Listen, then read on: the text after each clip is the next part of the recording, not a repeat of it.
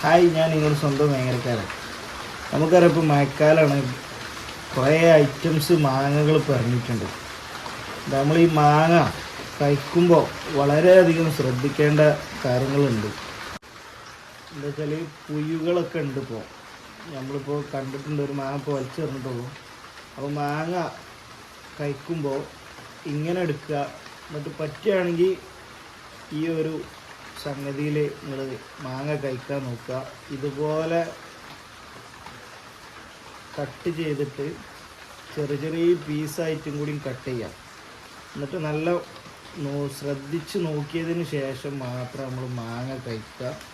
ഇതുപോലെ നമ്മൾ പീസാക്കിയതിന് ശേഷം വേണമെങ്കിൽ നമുക്ക് ഇതിൽ നിന്ന് ഓരോ പീസ് ഇങ്ങനെ എടുത്തിട്ട് നമ്മൾ പ്ലേറ്റിലേക്ക് ഇടാം. അത് കഴിക്കാനും സുഖമാണ്.